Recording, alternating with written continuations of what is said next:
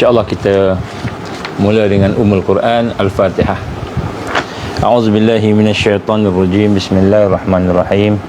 Alhamdulillahi rabbil alamin arrahmanir rahim maliki yaumiddin. Iyyaka na'budu wa iyyaka nasta'in. Ihdinas siratal mustaqim. Siratal ladzina an'amta 'alaihim ghairil maghdubi 'alaihim waladdallin. Amin. A'udzubillahi samil 'alim minasyaitonir rajim. Bismillahirrahmanirrahim. Alhamdulillahi rabbil alamin wassalatu wassalamu ala asyrafil anbiya'i wal mursalin wa ala alihi wa sahbihi ajma'in. Qala rabbi shrah li sadri wa yassir li amri wahlul 'uqdatam min lisani yafqahu qawli. Rabbi zidni 'ilman amma ba'd. Subhanaka la ilma lana illa ma 'allamtana innaka antal alimul hakim. Wala haula wala quwwata illa billahil aliyil azim. Alhamdulillah. Assalamualaikum warahmatullahi wabarakatuh. Alhamdulillah summa alhamdulillah. Kita syukur pada Allah Subhanahu wa taala, dengan keizinan Allah kita dapat bertemu pada malam ini. Insya-Allah, walaupun mungkin sebahagian daripada kita sibuk dan dengan berbagai perkara lah. Jadi insya-Allah Allah berikan kesempatan kepada kita untuk sama-sama berkumpul dan kita sama-sama ingin menghidupkan suasana muhasabah antara satu sama lain. Jadi ada beberapa berita menggembirakan jugalah. Kalau orang Johor lah pada hari ini digambarkan dalam mesyuarat majlis raja-raja,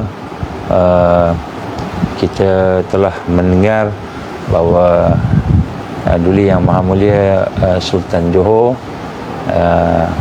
Sultan Ibrahim telah pun dipersetujui dan telah dilantik sebagai yang di-Pertuan Agong yang akan datang, iaitu bermula daripada Januari 31 hari bulan.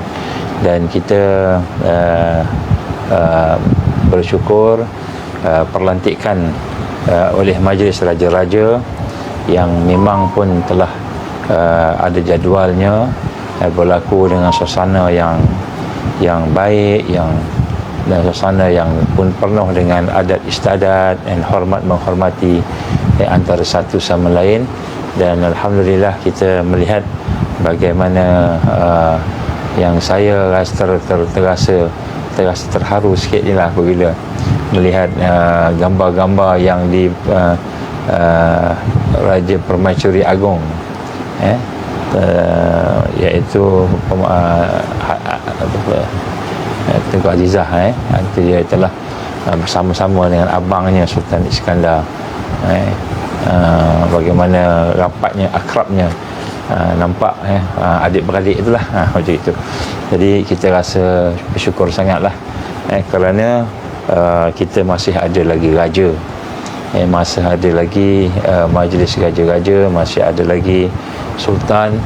Dan alhamdulillah Malaysia ini adalah antara negara-negara yang bertuah kerana kita masih ada raja, dan raja itu pula fungsinya ialah untuk melihat dan mengambil berat tentang hal ehwal agama Islam. Dan ini menunjukkan bahawa walaupun sistem yang ada pun ada kelemahan di sana sini, biasalah sistem yang ditakbir oleh manusia, tetapi kita melihatkan bahawa unsur-unsur agama, unsur-unsur kita kata unsur-unsur kesatuan umat itu masih ada lagi lah.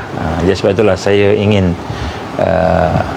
mengucapkan tahniah kepada Duli Yang Maha Mulia Seri Sultan Johor, Sultan Ibrahim, yang telah pun dilantik sebagai yang akan dilantik sebagai yang di-Pertuan Agong untuk yang kali yang akan datanglah bermula dari Januari tahun depan. Jadi insya-Allah mudah-mudahan Allah akan memberkatilah.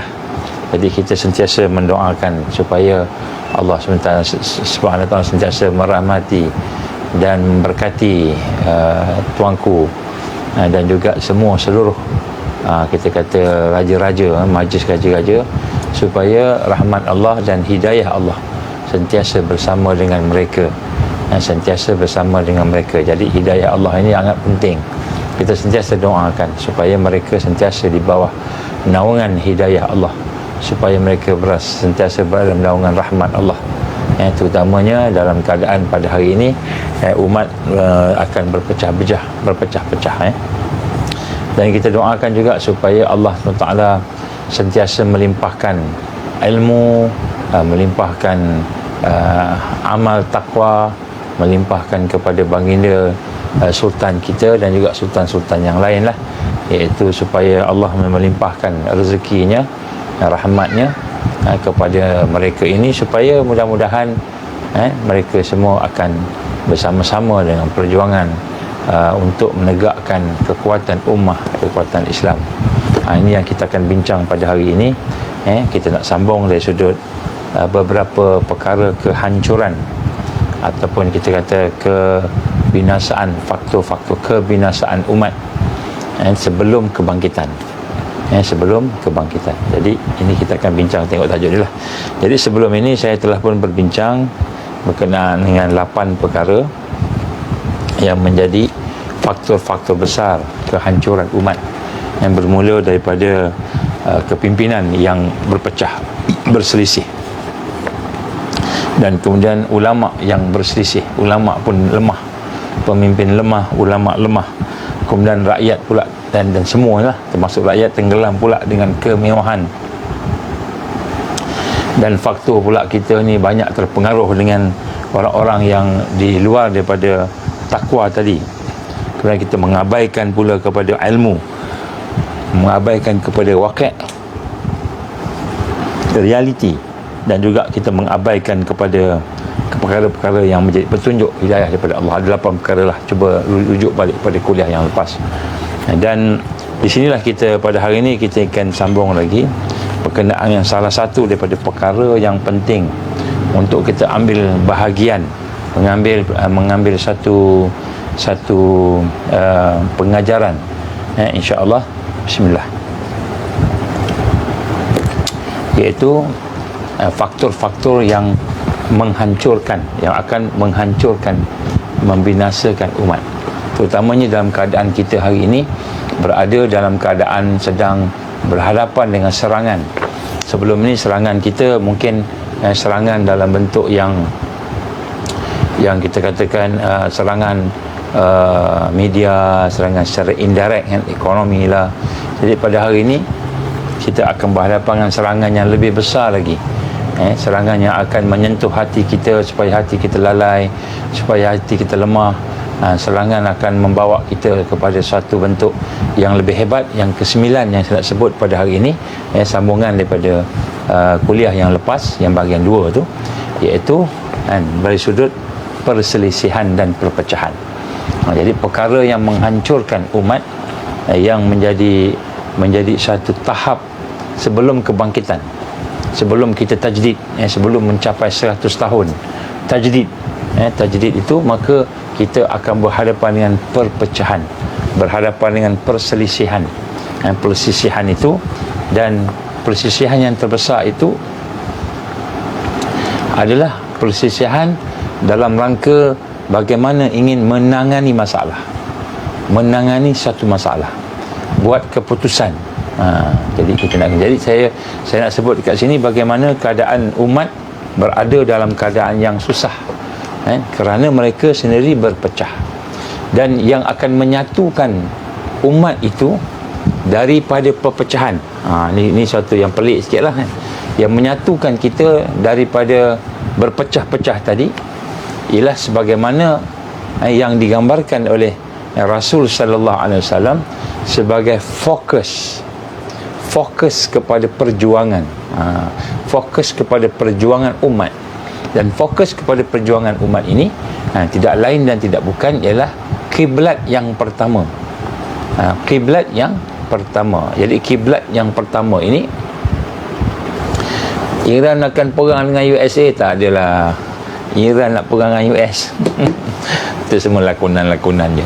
Okey, jadi nak sebut kat sini kiblat yang pertama yang Allah SWT telah tarbiyah kita, bukan saja umat Muhammad sallallahu alaihi wasallam, juga umat kepada rasul-rasul dan nabi-nabi sebelumnya, terutamanya nabi dari Bani Israel. Dari kalangan Nabi Bani Israel ni, daripada Nabi Ibrahim contohnya, dan bapa kepada nabi-nabi tu kan, Nabi Ibrahimnya, Nabi Musanya, dan banyak-banyak lagi lah, sampai Isanya, sampai kepada keturunan yang terakhir sebenarnya, dan datang daripada bangsa Arab, iaitu Muhammad sallallahu alaihi wasallam. Jadi Bani Israel ni sampai Isa. Jadi kita lihat bagaimana digambarkan sebagai Abrahamic faith, dipanggil zaman kita ni, yang dipanggil sebagai agama ataupun keimanan, ataupun agama lah lebih sesuai, agama Ibrahim, Nabi Allah Ibrahim AS. Ni Bani Israel ni, Musa, Isa dan seterusnya sampailah kepada kita lah. Jadi sini disebut bagaimana daripada zaman itu lagi, sebenarnya daripada zaman rasul-rasul yang sebelumnya, terutama zaman Bani Israel yang kita nak tengok, Bani Israel ni zaman kita ni, iaitu kiblat yang menjadi tumpuan kepada solat, kepada fokus agama Islam, daripada Bani Israel, daripada Nabi kita Muhammad sallallahu alaihi wasallam. Kiblat yang pertama ialah kiblat iaitu Masjidil Aqsa. Masjidil Aqsa. Jadi kalau kita tahu bahawa Nabi Muhammad sallallahu alaihi wasallam sebelum diarahkan untuk menghadap Masjidil Haram, iaitu kiblat kita Kaabah yang ada pada hari ini, sebenarnya sebelum itu dia telah menghadap Masjidil Aqsa. Sebab tu dia ada satu masjid dipanggil Masjid Qibli, yang mana macam hijau sikit tu kan. Masjid Qibli itu adalah merupakan kiblat yang pertama. Jadi kiblat yang pertama itu sebenarnya bukan saja Allah saja-saja menjadikan sebagai kiblat. Allah nak jadikan Kaabah ataupun Masjidil Haram sebagai kiblat daripada awal pun boleh juga. Sebab apa? Sebab masjid yang pertama ditegakkan di atas muka bumi ini ialah Masjidil Haram, itu yang pertama sekali. Dan yang kedua yang ditegakkan ialah Masjidil Aqsa. Jadi Masjidil Aqsa itu adalah merupakan masjid yang telah dibina atas perintah Allah 40 tahun selepas Masjidil Haram. Jadi kalau nak ikut logik, kiblatnya eloklah Masjidil Haram, iaitu di Kaabah.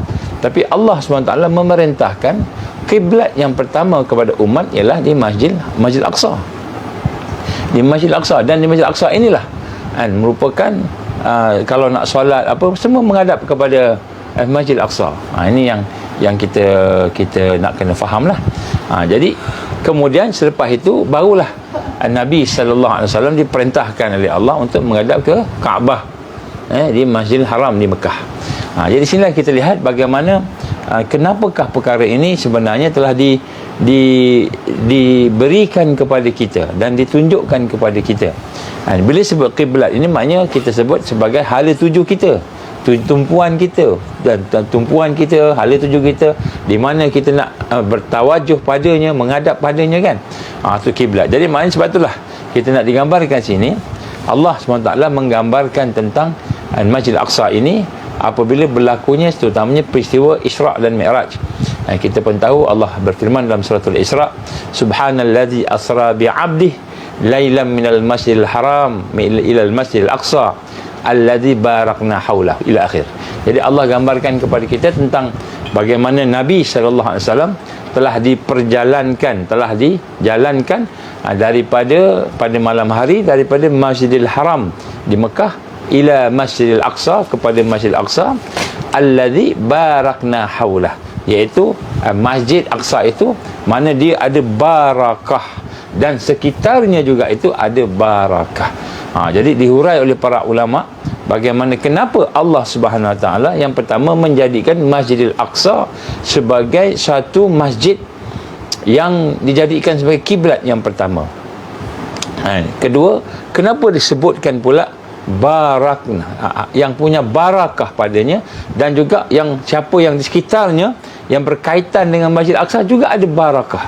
Maka ulama-ulama dia menghuraikan antaranya mengikut pandangan-pandangan mereka itu ialah menggambarkan bahawa yang pertama, Masjidil Aqsa ini adalah satu yang akan menjadi masjid yang mana nabi-nabi, rasul-rasul semua itu berada di sana, membawa umatnya melihat ke Masjid Aqsa ini sebagai satu tumpuan, sebagai satu fokus, sebagai satu perkara yang akan menyatukan, Oleh sebab itu Masjid Aqsa ini bukanlah sekadar masjid biasa macam masjid kita, masjid negara, masjid negeri, masjid kampung dan sebagainya, ataupun masjid daerah kan. Tapi Masjid Aqsa ini adalah masjid yang akan menjadikan umat ini bersatu, fokus, dan fokusnya itu adalah pada perjuangan.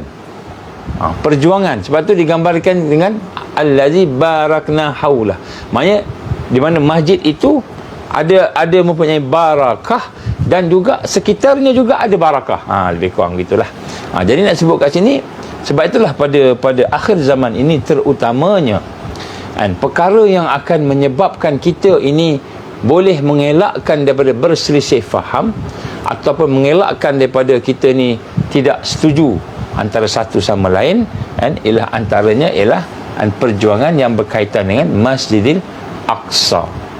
Masjidil Aqsa. Jadi sebab itulah kita lihat di sini bagaimana Allah SWT telah menjadikan Masjidil Aqsa itu sebagai tempat di mana perjuangan itu, jadi sebab tu kita tengok dah sampai ke hari ini kan, kita melihat bagaimana Masjidil Aqsa itu menjadi satu tempat yang mana tumpuan dan perjuangan.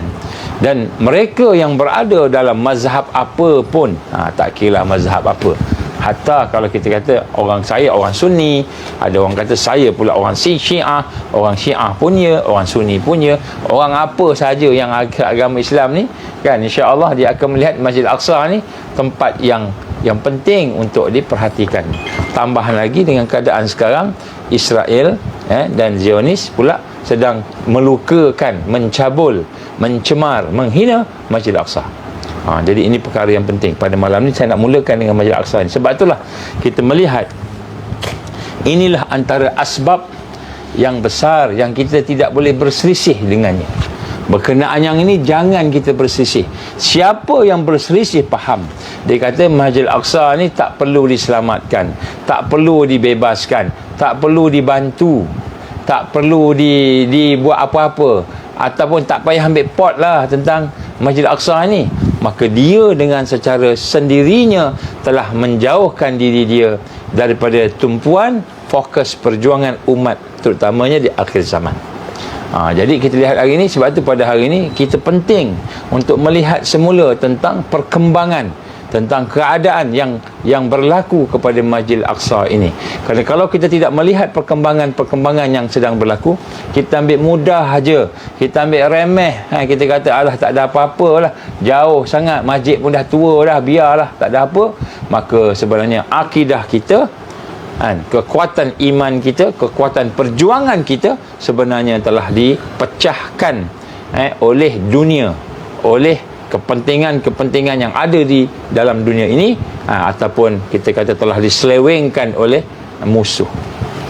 Jadi sebab itulah perkara ini saya nak bacakan ayat Allah Subhanahu Wa Taala, bagaimana Allah menggambarkan allazina ikhtalafu fil kitab la fi shiqaqin ba'id.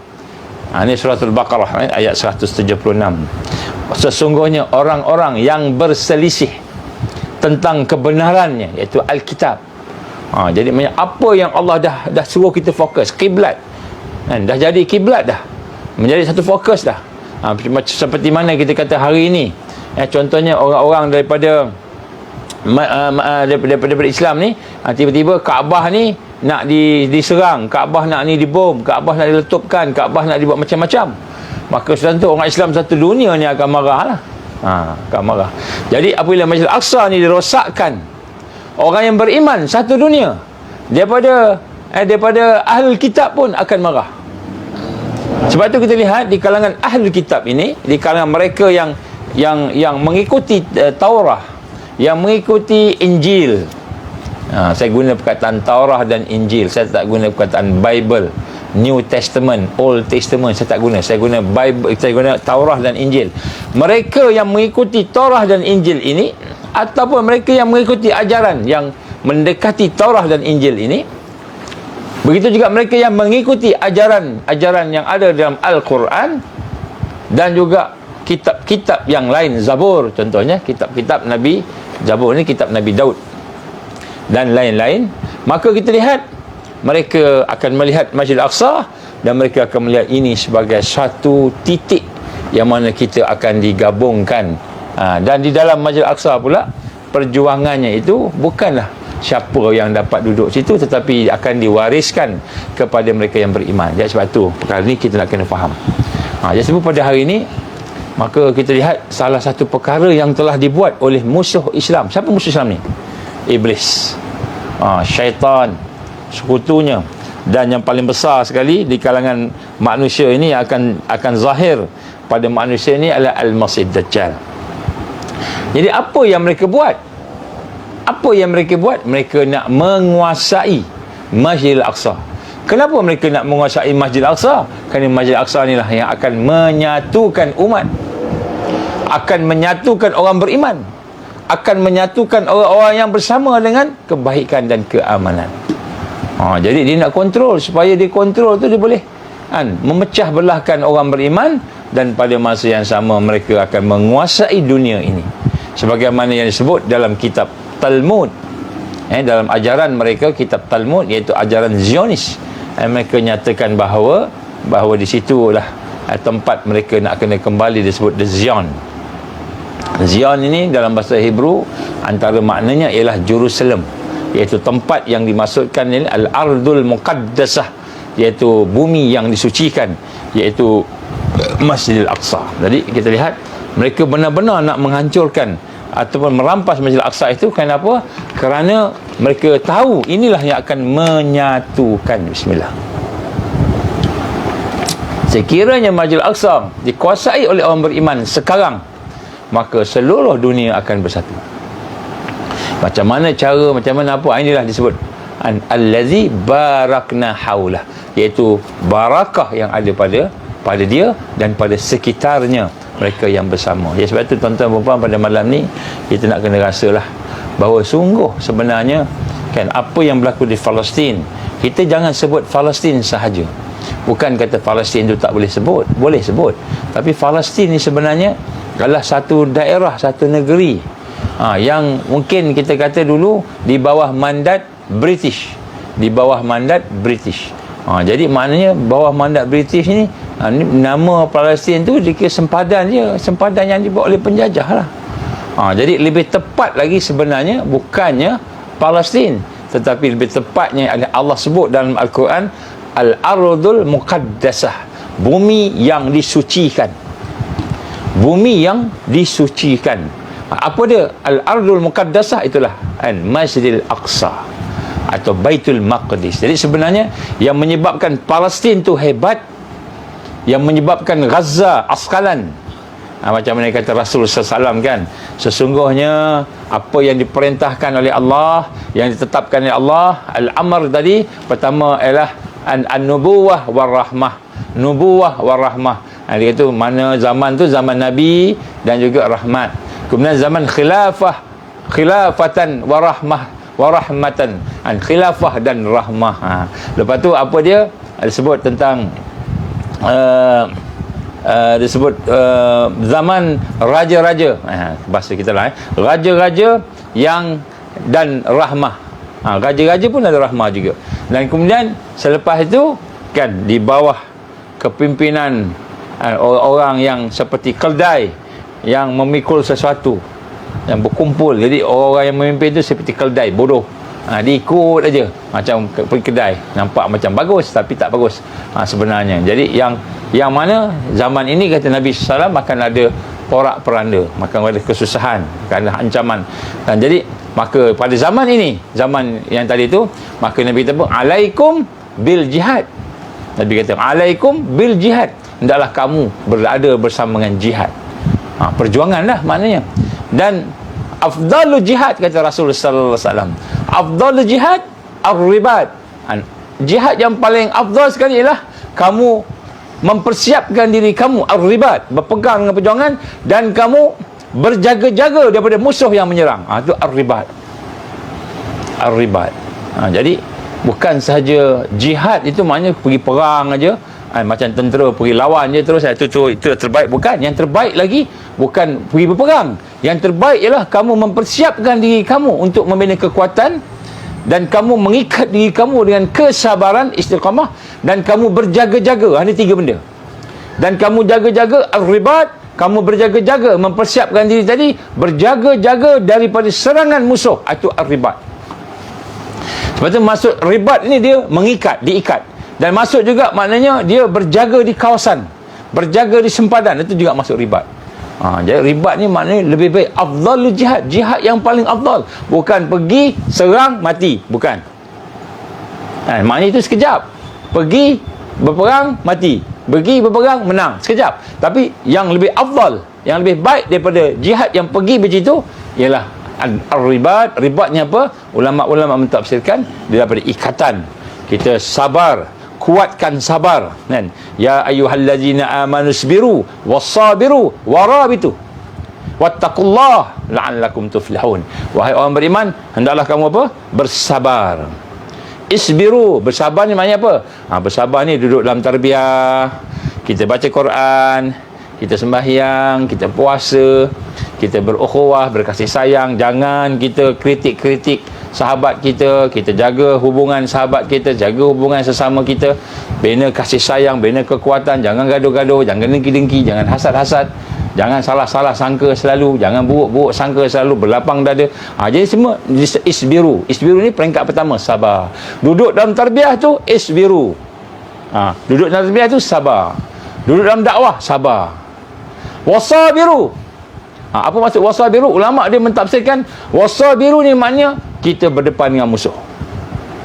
Jadi bukan saja kita semayang, kita puasa, kita bangun malam, kita melakukan ibadah, kita berniaga dengan iman, berniaga ikut syariat, tidak mengambil riba dan sebagainya. Wasabiru, kita berdepan dengan musuh, sabar. Depan dengan musuh ni kena sabar. Kena sabar. Kemudian Allah kata apa? Warabitu, ikat diri kamu dengan kesabaran. Ikat diri kamu dengan kesabaran. Ikat diri kamu dengan perjuangan. Ikat diri kamu dengan satu perasaan, satu pemikiran, satu persiapan untuk melihat macam mana musuh nak menyerang. Musuh nak menyerang ni sampai peringkat jaga di sempadan. Jaga sempadan. Jaga sempadan tu ribat nama dia. Jaga di sempadan tu namanya ribat. Berjaga di sempadan. Ataupun kita jaga diri kita supaya sentiasa duduk dalam tarbiyah, tidak dikacau, tidak diganggu oleh musuh. Kita jaga solat kita. Nak solat senang, tapi nak jaga supaya istiqamah dengan solat yang terbaik, solat yang didirikan, aqimus solah. Nak jaga solat supaya solat tu meningkat, islah. Solat tu ada bekalan, ada zat, ada solat. Jadi kita nak jaga tu, itu dia panggil ribat. Itu ribat. Ribat ni berjaga-jaga. Kita kuatkan kesabaran kita, kita istiqamah. Kita berjaga di daerah-daerah kepimpinan. Jadi macam askar sekarang ni, contohnya askar lah. Sekali saya cerita pasal askar pula kan. Jadi askar ni pula dia bukan training, di peringkat training tu dia baru dipanggil sabar. Kena sabar. Kalau komando tu dia kena tengking, dia kena buat ni, kena buat benda yang melawan nafsu dia. Dia nak semua tak boleh. Kena ketuk, kena apa. Kalau pumping, orang tentera biasa pumping je macam gini je orang tentera komando tangan belakang, kepala kat bawah, pusing, pumping dengan kepala dan sebagainya lah. Lebih hebat lah nak sebut komando ni. Jadi itu baru peringkat sabar. Isbiru. Wasabiru, bila kamu berdepan dengan musuh. Bila kamu berdepan dengan musuh, wasabiru, itu baru peringkat sabar. Tadi baru peringkat sabar tarbiyah, sabar membina diri. Tapi bila kita berdepan dengan musuh, nak semayang, orang kacau kita. Contohnya, berdepan dengan musuh. Nak semayang, orang tak bagi semayang. Tu wasabiru. Kita nak kena sabar, kena lawan juga, kena buat juga. Wasabiru ni bila berkaitan dengan musuh. Warabitu bila berkaitan dengan musuh yang nak menyerang kita, peperangan. Warabitu. Jadi ini paling tinggi sekali. Warabitu. Jadi sebab itulah kata Nabi sallallahu alaihi wasallam, dalam keadaan apa suasana yang ada pada hari ini, maka alaikum bil jihad, hendaklah kamu berjihad. Berjihad maknanya berjuang. Berjuang ni bukanlah maknanya angkat pedang, angkat senjata saja. Itu salah satu. Jihad ni banyak. Jihadun nafs, jihad lawan nafsu kita sendiri, jihad lawan diri kita tadi, jihad lawan orang munafik, jihad untuk bertulis, jihad untuk bercakap, mencegah melakukan amar ma'ruf nahi munkar. Tu jihad dia banyak benda. Menulis pun jihad dan sebagainya. Jadi jihad. Alaikum bil jihad. Siapa yang mati, kata Nabi SAW dalam hadis lain, siapa yang mati dalam keadaan tidak berjihad, maka dia akan mati, kan? Dia akan dibangkitkan oleh Allah SWT dalam keadaan cacat. Kita orang cacat. Kalau kita melihat, mata melihat, mata tidak berjihad. Telinga mendengar, telinga tidak berjihad. Lidah tidak berjihad. Tangan tidak berjihad, kaki tidak berjihad. Dalam keadaan kita kena berjihad, melakukan amar ma'ruf nahi munkar, Nabi kita apa? Bangkit besok anggota kehidupan kita yang tidak berjihad tadi cacat. Ini hadis Nabi sallallahu alaihi wasallam. Nanti saya akan, bila kita cerita bab jihad saja, kita akan baca hadis itu nanti. Jadi maknanya dalam hidup di zaman kita ni, bukan saja isbiru, bukan saja kita duduk dalam tarbiyah, bukan saja kita nak baiki diri kita, semayang, cukup semayang. Orang ini bila dah pencen, pergi semayang tiap-tiap hari, pergi semayang 5 waktu sehari semalam. Kemudian pergi umrah, ada duit sikit pergi umrah. Kemudian pergi haji, pergi naik haji. Kemudian puasa bulan Ramadan, buat tolong-tolong orang. Itu baru isbiru, bawa peringkat sabar.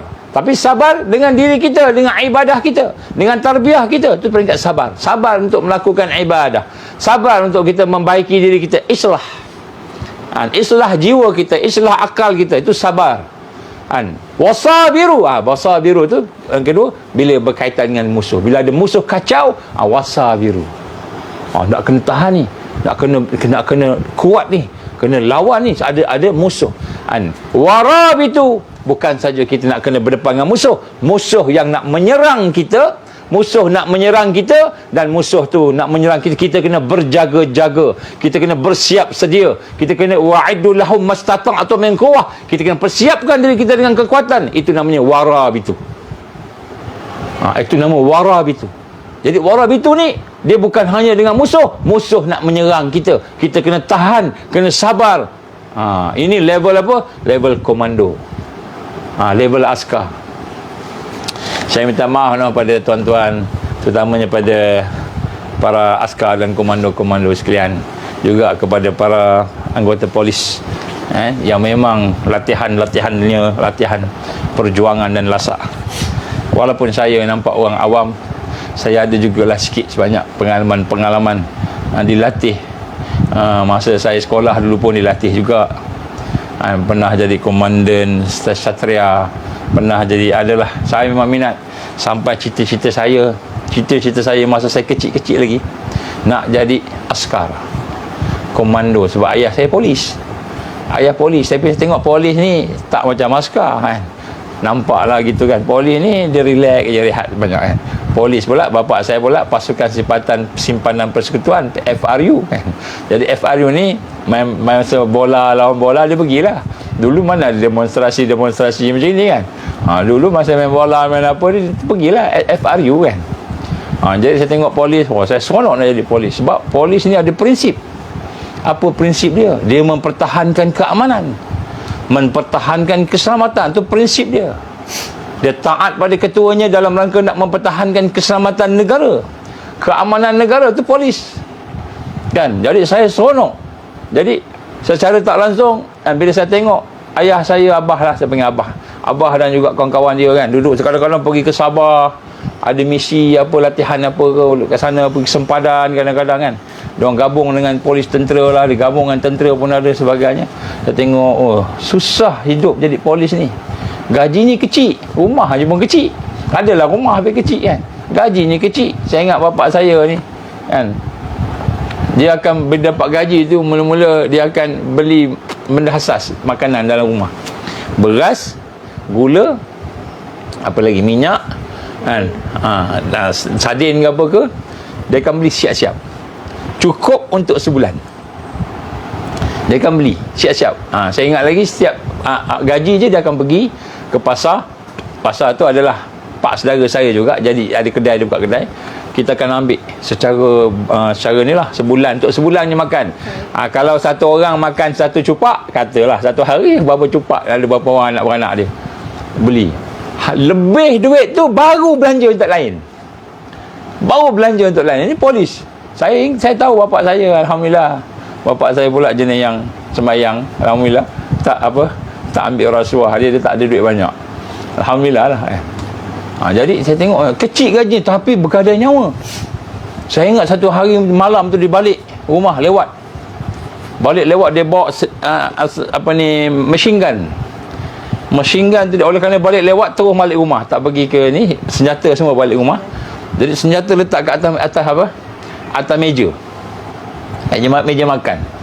Jadi saya pun tengok, kita tengok budak mana pernah nampak senjata betul kan, dia jauh je, dekat-dekat ni kan. Dia pergi dalam tu, saya pun dekat, saya pun pegang. Macam gini rupanya senapang senjata ni. Saya pegang, tengok. Peluru pun ada, tapi dia ada ni lah, dia safety glock tu. Tengok. Lepas tu bapak saya keluar daripada bilik, ada mandi ke apa ke kan. Buat apa tu dia marah kan. Jangan pegang senjata tu, bahaya apa. Tak tu lagi lah kan. Tak bagi pegang. Kadang-kadang dia letak pistol dia kan. Kita ambil pistol dia, tengok, belik-belik. Budak-budak kan. Waktu bila dia tahu, dia marah lah kan. Dia letak dekat satu tempat, kita pandai, kita nampak kan. Jadi saya cita-cita saya nak jadi pasukan keselamatan masa tu. Nak jadi polis dan juga tentera. Komando. Bila pakcik saya, dia seorang askar, major sekarang, dia dah besar semua. Kan? Tanya nak jadi apa? Apa cita-cita kau man bila dah besar? Nak jadi komando, pakcik. Macam mana nak jadi askar ni? Itu saya punya cita. Jadi, tapi nak sebut kat sini, yang saya belajar ialah orang yang menjaga keselamatan, keamanan negara, polis, tentera semua ni, mereka ni gaji ni kecil je, tapi kenapa mereka signifikan? Kenapa mereka betul-betul mempunyai satu kita kata kewibawaan dalam Malaysia, dalam negara kita, kerana mereka tugas dia menjaga keselamatan dan keamanan. Salah satu prinsip kehidupan. Ini saya bawa ini lah. Walaupun jadi NGO pun, kita ada prinsip. Jadi kita berpegang dengan prinsip. Kalau tak ada prinsip, tak berani kita. Tak berani. Nak buat apa-apa pun tak berani. Takut jadi pengecut. Jadi Islam mengajar kita pegangan prinsip. Baik. Jadi sebab tu saya nak sebut kat sini. Kan, kita takkan boleh berjihad warabitu, menjaga kita kata serangan-serangan musuh, melainkan kita ada sifat warabitu, mengikat diri kita. Sebab tu kena disiplin. Sebab tu tuan-tuan dan puan yang ada pada malam ni, saya nak mengajak kita kena berdisiplin hidup kita ni. Kena ada disiplin. Berdisiplin adalah sebut al-indibat. Indibat macam ribat juga. Ribat ni indibat. Indibat ni apa? Kita jaga diri kita daripada perkara yang melalaikan, melekakan. Itu indibat. Dalam tarbiyah mesti ada indibat. Indibat ni disiplin. Sebab tu di sini kita nak lihat bagaimana Allah SWT telah menggambarkan kepada kita tentang perkara-perkara yang berkaitan dengan perjuangan. Dan perjuangan yang afdalu jihad ar-ribat wa afdalu ribatikum, dan paling afdal daripada jihad, daripada ribat kamu itu ialah askalan yang ada di Gaza ataupun yang berada di Gaza, termasuk Gaza Utara, askalan. Jadi nak sebut kat sini, sebab itulah kenapa situ tempat yang digambarkan sebagai yang terbaik, kan, afdalu jihad wa afdal ribatikum, ribat kamu tadi, kerana berdekatan dengan Masjidil Aqsa, dan kerana di situlah kita melihat orang-orang di Gaza, orang-orang di Askalan. Gaza ni, main sekarang ni Askalan ni dikontrol, dikuasai oleh Yahudi. Yahudi memang nak ambil Askalan ni, sebab dia tahu hadis ni agaknya kan. Jadi mereka tidak pernah tunduk, tidak pernah merendahkan diri mereka dengan perkara-perkara kebatilan yang dibawa oleh Yahudi. Sampai sekarang mereka hidup dalam keadaan berjihad, dan Allah muliakan mereka dengan syahid, para syuhada yang ramai. Allah muliakan mereka dengan perjuangan. Jadi sebab itulah kita lihat di sini perkara yang tidak boleh kita perselisihkan. Sekiranya ada orang yang berselisih faham berkenaan dengan bagaimana kita mahu berjuang tadi, iaitu dengan kita mengalihkan pandangan kita daripada Al-Aqsa, Masjid Al-Aqsa tadi, maka orang itu sebenarnya lah orang yang dah terkeluar daripada landasan. Jadi macam mana pun hebat orang itu dalam berjuang. Contohnya lah, saya sebut contoh. Saya jadi polis, saya jadi askar. Saya polis, saya askar, dilatih dengan latihan-latihan ketenteraan, latihan disiplin, latihan mempunyai kekuatan, ada kemampuan, sama ada bertempur tanpa senjata, TTS kan, ataupun dengan bersenjata, ataupun kita mempunyai kepakaran dalam merancang kan, dalam menyerang, dalam mempertahankan negara kita. Tiba-tiba kita hanya fikir pasal negara kita aja. Kita hanya fikir pasal kerja kita aja kan. Nak cari report, nak ambil report, nak siasat jenayah, sekadar tu saja. Sekadar tu saja, tak kait dengan Al-Aqsa dan perjuangan Al-Aqsa. Maka kita akan terkeluar daripada landasan yang telah Allah tetapkan, iaitu melihat kiblah yang pertama. Kiblah yang pertama ialah untuk kita fokus kepada perjuangan. Kiblah yang ada pada hari ini, kiblah yang kedua, iaitu Kaabah, untuk kita penyatuan. Kenapa kita nak bersatu? Kenapa kita nak bersama-sama? Kenapa kita nak jadikan kiblah ini sebagai tempat fokus kita untuk sama-sama kita mentarbiah diri kita, mendidik diri kita, berdakwah, mengajak manusia dengan hikmah kepada Allah, kepada Islam. Kenapa kita nak bersama-sama dalam Kaabah tadi? Kita bersatu tadi kerana untuk melihat kiblat yang pertama. Kiblat yang pertama itu al-perjuangan, adalah perjuangan. Jadi ini perkara sebenarnya nombor satu yang digambarkan oleh Al-Quran dan juga yang digambarkan oleh hadis-hadis Nabi sallallahu alaihi wasallam, bagaimana perkara inilah sebenarnya yang menghancurkan, antara perkara menjadi asbab kehancuran ialah apabila manusia yang bernama orang yang beriman, orang Islam, telah mula tidak berfikir tentang perjuangan al-jihad, al-ribat, tak fikir. Dia fikir jihad ni sekadar jihadun nafs, jihad lawan nafsu dia, jihad lawan diri dia sendiri, jihad sekadar tu je. Itu yang dipulun zikir sampai 1000 kali, 100,000 kali, 1,000,000 kali pulun kat zikir je. Dia kata itulah jihad. Itulah jihad. Ataupun berpuasa, ataupun pergi umrah, itulah jihad dah besar dah. Pahala dah habis, sedangkan dia lupa ada musuh. Ada musuh, dia lupa. Musuh yang akan mengancam kehidupan dia untuk beramal dengan Islam yang sempurna. Musuh tak kacau kita kalau setakat semayang, dia tak kacau. Kalau setakat puasa, dia tak kacau. Tapi bila kita dah mula bercakap, kita ni nak kena menjadi hamba Allah yang sempurna. Ibadah kita ni bukan hanya sembahyang, puasa, haji, tapi ibadah kita ni juga adalah pekerjaan, perniagaan ni ibadah juga, bekerja ni ibadah juga, bersahabat ni ibadah juga, bertanam, bercucuk tanam, bertani pun ibadah juga. Jadi mula kita melihat ibadah ni sebagai satu yang luas, kafatan, maka di situ ada perancangan musuh. Tengok apa Allah sebut dalam Quran, ya ayyuhallazina amanu udkhulu fi silmi kafah. Wahai orang beriman, masuklah kamu dalam Islam secara menyeluruh, sempurna, semua sekali. Islam dari sudut ekonomi, Islam dari sudut pendidikan, Islam dari sudut sosial, Islam dari sudut kemasyarakatan, Islam dari sudut budaya, Islam dari sudut ilmu, sains, teknologi dan sebagainya. Islam bukan ibadah sahaja, ibadah khusus yang kita fikir. Jadi bila kita dah mula fikir Islam ni rupanya satu kehidupan yang paling besar sekali, Islam dalam bentuk sistem kehidupan. Bagaimana Allah firman, inni ja'ilun fil ardi khalifah, aku nak jadikan di atas muka bumi ini mereka yang akan memimpin, yang menyusun, supaya mereka menjadi wakil kepada Allah, al-khalifah, wakil kepada kebenaran Allah. Jadi bila fikir yang itu, ada musuh. Ada musuh. Jadi sebab tu kalau nak setakat semayang, ajak orang pergi semayang tu, tak ada orang kacau. Adalah orang kacau juga kan, orang yang jenis tak suka semayang kacau lah kan. Tapi bila cakap kita bentuk dinar, kita bentuk ekonomi baru, kita bentuk ekonomi Islam, kita bentuk pertanian Islam, itu mula ada orang dengki. Kartel akan kacau, musuh akan kacau. Sebab apa? Allah gambarkan surah Baqarah tadi, ya ayyuhallazina amanu udkhulu fis silmi kafah wa la tattabi'u khutuwatis syaitan innahu lakum aduwwum mubin. Wahai orang beriman, masuklah diri kamu dalam Islam secara menyeluruh.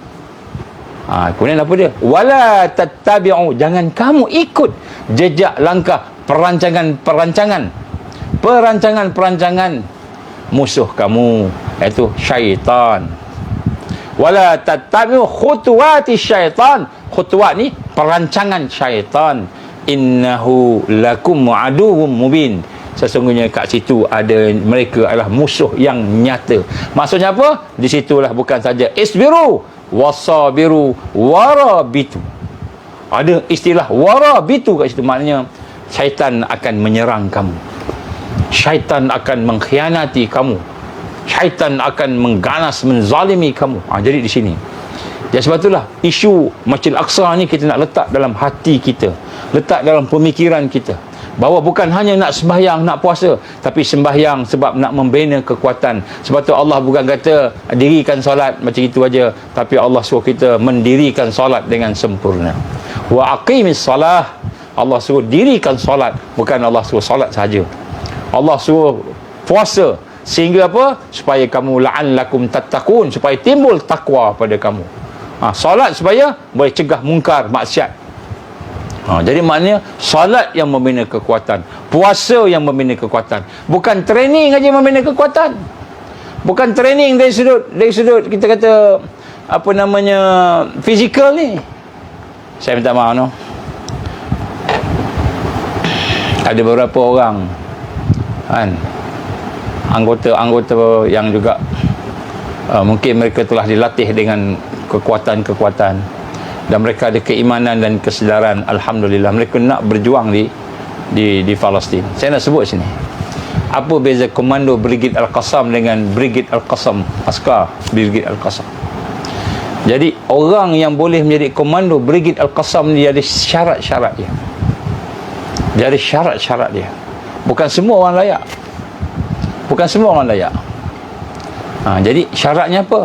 Syarat yang pertama, bukan kekuatan fizikal, bukan boleh pumping 1000 kali, bukan boleh jogging sampai kan kita kata 100 kali, 200 kali keliling padang dalam masa berapa minit kan, bukan boleh pandai menembak, boleh pandai memanah, boleh pandai berkuda.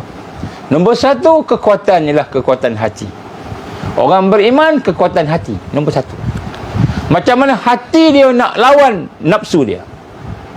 Bukan nak lawan tahan, kena marah dengan komandan, kena marah dengan sarjan, kena marah dengan ketua. Bukan. Tahan untuk lawan diri sendiri. Diri sendiri nak buat benda jahat, diri sendiri ada benda-benda yang Allah tak suka, mungkar, maksiat. Tahan. Tahan. Ini disebut mujahadah. Mujahadah, berjihad. An-nafs, berjihad lawan nafsu. Jadi Brigade Al-Qassam, kekuatan dia bermula dengan mujahadah an-nafs. Bukan bermula dengan tembak. Siapa paling tepat tembak, tak. Sebab Allah bantu bila yang hati dan iman ini berjaya, Allah bantu. Allah bantu. Tahun 2014 ketika mereka diserang teruk hebat, digambarkan mereka memasang roket-roket yang dibuat dekat belakang rumah. Roket buat dekat belakang rumah je, macam kita buat apa, mercun kan. Dia kata kami baru nak pasang letak nak pasang kabel wire dia sebelum nak picit kan, picit bagi dia pergilah kan. Tak sempat nak pasang habis, roket pergi dulu dah. Roket dah pergi dah. Ini dia sebut ni bukan main-main ni. Dia sebut tak sempat nak picit, tak sempat nak pasang litar ni tu bagi sempurna, tak sempat. Roket dah pergi dah, dia kata. Dan bila pergi tu, dia pergi jauh sampai 100 km. Padahal roket tu pada peringkat dulu tu dia buat dah belakang rumah, dia buat kat dapur je. Lebih kurang bahasa kita macam itulah. Tapi pertolongan Allah. Kan? Sebab an-nasr itu, kemenangan itu min indillah, daripada Allah. Kemenangan daripada Allah. Kemenangan bukan dengan sebab kita kuat dan hebat. Sebab tu pada hari ini kita yakin Allah akan bagi kemenangan. Kenapa? Sebab kemenangan daripada Allah. Dan kita yakin sahabat-sahabat kita yang berjuang pada hari ini, Brigade Al-Qassam, mereka dah mulakan dengan hati, jiwa. Kalau kita tengok ada satu video viral, tak tahulah viral tak viral, tapi saya dapat video tu kan. Dia tunjukkan Brigade Al-Qassam ni, askar-askar dia ni bukan komando ni, ini yang askar biasa. Komando lagi hebat, lagi strict. Saya akan cerita sikit lah komando nanti. Jadi yang biasa ni, dia nak keluar, sebelum dia nak keluar pergi operasi. Operasi mana? Sama ada nak bertembung dengan Israel yang nak masuk ke Gaza, ataupun dia nak pergi keluar kawasan luar. Ni sekarang.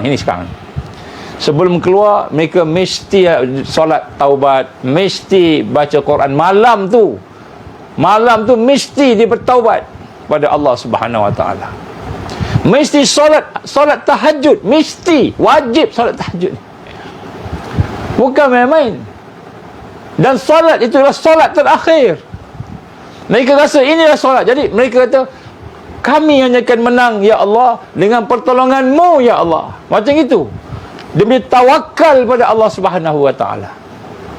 Jadi pergi ni memang pergi tak balik dah. Macam itu. Balik ni bonus lah. Ini Brigade Al-Qassam. Jadi sebelum dia pergi besok nak perang tu, malam tu dia qiyam. Dia bukan qiyam ramai-ramai berjemaah, tak. Dia qiyam masing-masing dengan Allah, masing-masing menangis. Kenapa menangis? Sebab dia bimbang, ya Allah, kalau ada dosa aku yang Kau tak ampunkan lagi ya Allah, Kau janganlah jadikan dosa aku sebagai penghalang kepada kejayaan. Janganlah ya Allah. Dia menangis. Dia teringat dosa dia. Apa dosa dia? Dosa dia mungkin dulu tak buat yang wajib, tinggal yang wajib agaknya. Ataupun dulu dia mungkin pernah buat maksiat apa-apa. Ataupun dia pernah tinggalkan sunnah. Ataupun mungkin dosa dia dengan sahabat-sahabat dia. Ataupun dosa dengan mak ayah dia. Atau dosa dengan keluarga dia.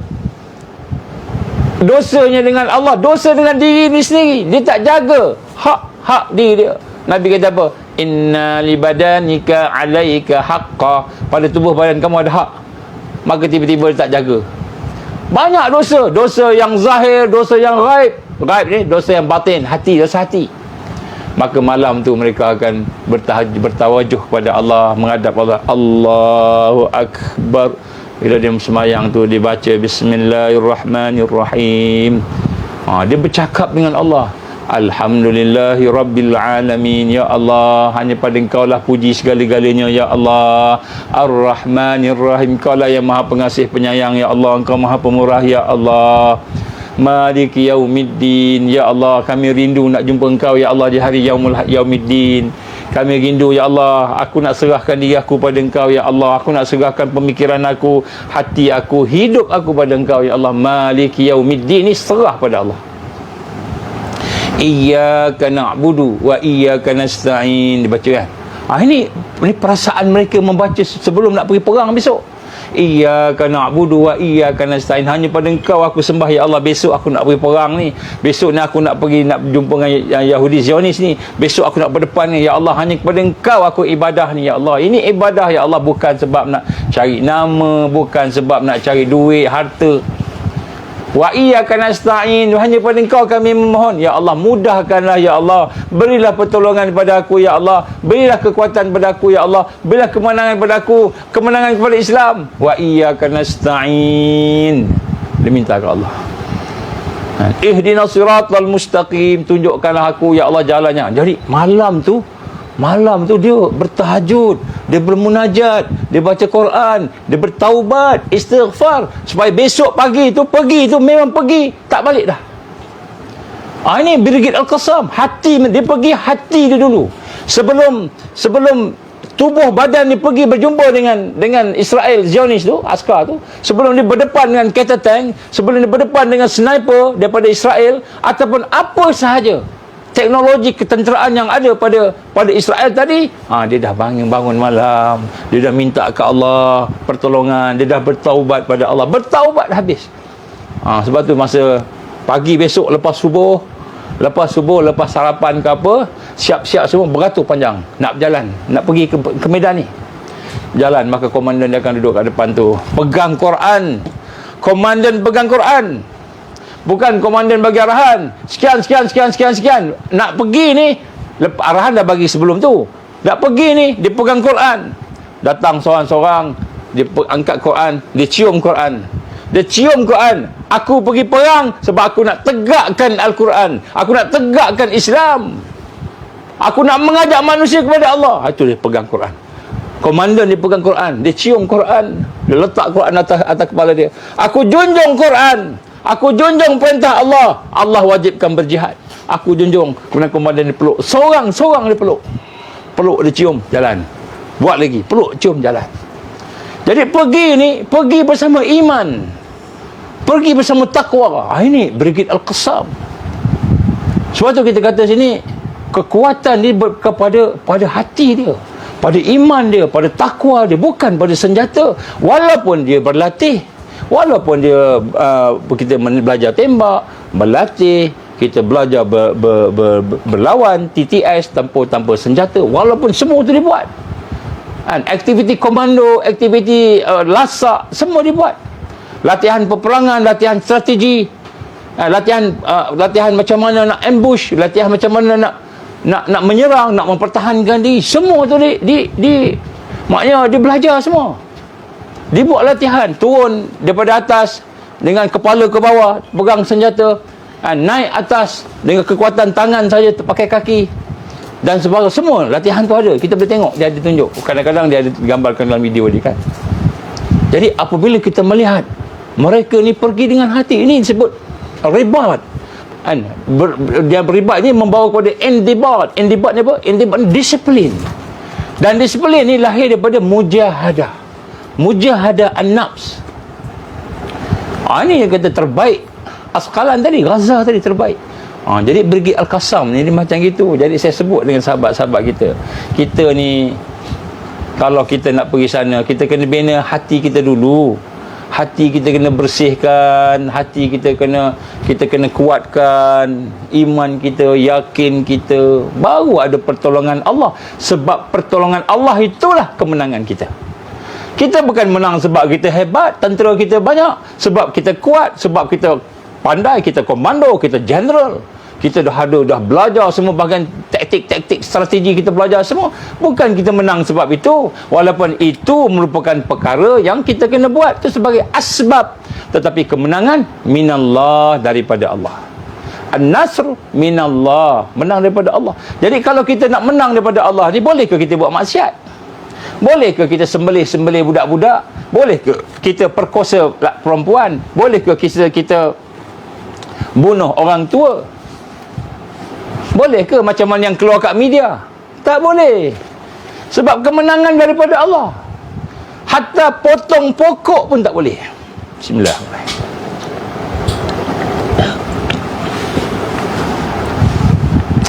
Kita pergi sana, kita ni komando Brigade Al-Qassam. Kita pergi sana nak perang lah, kata nak masuk, nak merampas satu kawasan di Israel. Kawasan yang dijajah oleh Israel. Kawasan tu Palestin punya kan. Tiba-tiba ada pokok. Kita pun potong pokok, patah pokok supaya apa? Senang kita nak jalan. Nabi tak bagi patah pokok. Jangan rosakkan tanaman orang, jangan, kecuali bila dah berlaku peperangan tembak-tembak, benda tu dah jadi kan, mengharap tak boleh buat apalah. Tapi jangan saja-saja jalan. Ini pokok apa ni? Ini pokok Yahudi tanam ni. Pokok apa ni? Ini pokok harum manis daripada Malaysia. Mereka ambil daripada Perlis, bawa ke sini tanam. Ni pokok harum manis ni orang kita punya. Tak boleh. Cabut. Potong. Mana boleh? Tak boleh. Haram. Nabi tak bagi. Merosakkan tanaman tak boleh. Merosakkan tanaman pun tak boleh. Apa lagi nak sembelih anak-anak? Apa lagi nak perkosa orang? Apa lagi nak bunuh orang tua? Lagi tak boleh. Sebab apa? Mereka menang bukan kerana mereka rasa mereka kuat, mereka hebat. Mereka menang kerana mereka tahu, mereka faham Allah bagi kemenangan. Jadi sebab itulah Brigade Al-Qassam, dia punya Latihan yang pertama, latihan jiwa. Bersihkan jiwa. Jiwanya hidup bersama zikrullah. Jiwanya hidup bersama taubat pada Allah. Jiwanya hidup bersama at-taqwa, ihsan. Ini latihan dia. Jadi bukan sebarang-sebarang orang boleh jadi komando Brigade Al-Qassam. Ini kita sebut. Dan kenapa kita melihat inilah tempat paling contoh tadi? Sebab Nabi sebut afdalul jihad ar-ribad. Kan? An afdalur ribad Asqalan. Jadi di mana? Di Gaza. Jadi ini kita kata rahmat daripada Baitul Maqdis. Ya, sebab itulah kita lihat bagaimana pada hari ini mereka bercuba untuk nak menguasai Baitul Maqdis, merampas Baitul Maqdis. Sebab itulah saya nak sebut lagi sekali. Yang pertama sekali, kan, mereka nak menghancurkan Baitul Maqdis, nak gantikan dengan Haikal Sulaiman, dan wajib kita mempertahankannya kerana itulah kiblat kita yang pertama. Kalaulah Allah izin, kan, berlaku sesuatu di Kaabah, ada mereka nak serang Kaabah, saya yakin insya-Allah kita marah, kita pakat-pakat pergi semua mempertahankan Kaabah. Kenapa? Kaabah ni Baitullahil Haram, inilah kiblat kita. Jadi begitu juga bila kita berhadapan dengan Masjidil Aqsa yang nak dirampas tadi, maka kita wajib mempertahankan. Jadi seperti itu, perkara yang menyatukan kita ialah perjuangan untuk menegakkan, membebaskan Masjidil Aqsa. Jadi sebab itu pada hari ini tak cukup sekadar kita kata saya dah semayang, saya dah zikir, saya dah suluk, saya dah qiyamul lail tiap-tiap malam, saya dah baca Quran, saya dah pergi masuk askar, saya dah ada strategi, saya dah masuk polis, saya dah ada kekuatan, saya dah pandai mana-mana macam-macam, saya dah boleh bermanah, saya dah boleh berkuda, saya dah menang pertandingan kuda, menang pertandingan panah, tapi kita tak terasa pun untuk mempertahankan Masjidil Aqsa. Jadi kita masih lagi jauh daripada jalan yang digambarkan oleh Rasulullah sallallahu alaihi wasallam. Jadi sebab tu perselisihan berkenaan dengan Masjidil Aqsa ini sebagai fokus kepada kebangkitan dan kepada kemenangan umat adalah perkara yang akan merosakkan diri kita, bukan merosakkan jihad, bukan merosakkan perjuangan umat. Umat akan berjuang, umat akan membebaskan Al-Aqsa dan Al-Aqsa akan bebas. Palestin akan menang walaupun ramai yang mati. Sekarang ni dah 7,000 lebih dah mati dah, syahid. Kanak-kanaknya, orang tuanya, orang muda dan sebagainya dah mati 7,000 lebih dah. Dah belah 17,000 lebih yang telah sakit, yang cedera. Yang 7,000 lebih mati tu yang dikira, yang tak jumpa, yang dah terselit-selit mana-mana dalam bangunan, tak boleh nak cari, ramai lagi. Jadi kita kata susah, kemudian ditutup pula dengan makanan yang susah sebagainya. Kita pun susah. Kita bukan susah saja, takut. Kita jadi takut. Kenapa takut? Saya ni dah bagi ucapan, dah banyak dah bagi ucapan yang keras dengan kecaman yang hebat. Ramai yang dah menggugut saya. Sekurang-kurangnya 10 dah menggugut saya. Saya dapat 10 panggilan mengugut saya, nak bunuh saya dan sebagainya. Jadi kita ingat bila orang ugut kita, kita pun jadi takut. Kenapa nak cerita orang kita kena ugut ni? Ada salah seorang sahabat saya, Allah izin, dia buat tentang konspirasi, dia buat tentang perkataan jahat ni. Dah lama dah buat. Sahabat jugalah, dia seorang profesor, tak payah sebut nama lah. Dia cerita kat saya, dia kata masa mula-mula dia buat research tu, dia kata sampai peringkat orang hantar peluru, kemudian orang hantar darah, peluru yang ada darah. Darah tu macam mana? Darah tu ditulis dengan tulisan apa? Amaran. Darah, bukan telefon. Assalamualaikum. Kalau cakap salam lah, cakap shalom apa? Orang Yahudi lah kot dekatnya, shalom. Dia mencakap waalaikumsalam. Ya, kenapa? Kau cakap lagi pasal Palestin, kau gini lagi, kau mati kau. Dia kata astagfirullahaladzim. Urutan pertama kan. Tak lama orang telefon sekali, kau cakap lagi Palestin, habis keluarga kau aku bunuh. 10 kali urutan. Mungkin daripada 10 negara agaknya cakap macam ni. Jadi kita fikir Jangan tulis siapa-siapa, jangan tulis siapa-siapa situ. Saya cuma contoh je. Jadi memanglah kita akan berhadapan dengan musuh, sebab bila kita nak menegakkan Islam yang akan menjadi kepimpinan dunia, bila kita boleh menegakkan Baitul Maqdis, insya-Allah kita akan menegakkan kepimpinan seluruh dunia.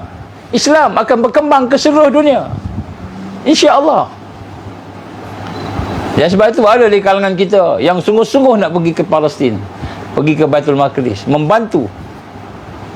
Ada di kalangan kita, dari kalangan anggota polis pun ada, dari kalangan tentera komando pun ada. Alhamdulillah. Siapa yang ingin berjuang sama-sama, mai saya boleh berkongsi-kongsi dengan dia tentang apa yang perlu dibuat. Tapi dia kena faham tentang bagaimana kita kena mempersiapkan hati kita. Hati kita ni, siapkan hati kita ni. Kan, Allah tengok hati kita dulu. Innallaha la yanzuru ila suwarikum, walakin yanzuru ila qulubikum, atau kama Rasul sallallahu alaihi wasallam. Sesungguhnya Allah Subhanahu wa taala tidak melihat apa ada tubuh badan kamu, badan sasa. Kalau buat macam gini ni, ada 10 otak dia not itu kan. 10 not kan. Dengan dia punya ni pula kan. Bukan 7 pack lagi, dia banyak pack, banyak sangat lah kan. Hebat. Bila panah, johan dunia panah. Bila menembak, johan dunia menembak. Tapi kasut hilang, keluar masjid kasut hilang, slipper hilang, maki tak habis-habis. Tak sabar. Tak sabar. Naik kereta baru kan. Anak-anak terkentut dalam kereta, marah anak-anak. Apa ni abah baru beli kereta kau kentut dalam ni? Kentut pun kena marah. Tak sabar. Baran. Mentang-mentang askar, dia ganas, dia garang, dia boleh baran. Jangan. Kita kena jaga hati kita. Ini persiapan. Persiapan yang saya nak kongsi. Tapi saya tak boleh kongsi kat FB, kena jumpa. Kena talaki ni, duduk lutut ke lutut ni, kita bincang baru boleh. Apa yang telah dibuat dan dilatih daripada zaman Rasul sallallahu alaihi wasallam, macam mana Nabi melatih sahabat-sahabat, semua ada. Macam mana Nabi nak melahirkan pahlawan-pahlawan, semua ada. Macam mana Al-Qassam melahirkan dia punya komando, ada, semua ada. Jadi kita kena faham yang ini. Jangan kita ingat tapi maknanya apalah ada pada kita sebagai engineer, apalah ada pada kita sebagai seorang doktor, apalah ada pada kita sebagai seorang guru, atau sebagai seorang apa pun profesi kita, tetapi kita tidak boleh membantu membebaskan Al-Aqsa. Seolah-olahnya seperti kita tidak bersama dengan Taifah yang mahu bangkit dan tajdid di atas muka bumi ini. Kan?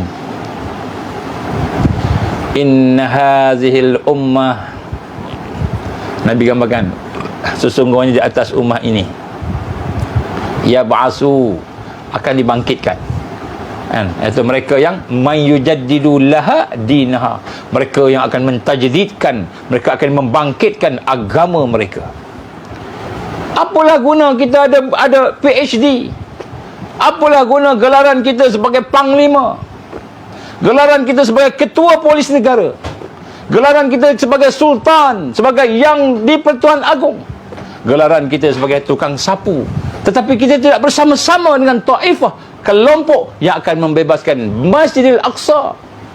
Ini maksudnya penyatuan kefahaman, penyatuan kefikrah kita, kefahaman kita, keyakinan kita bahawa sebenarnya perjuangan yang paling besar yang akan menjadi mentajdidkan Islam, may yujaddidu laha dinaha, mereka yang akan mentajdidkan agama mereka itu adalah mereka yang membebaskan Baitul Maqdis.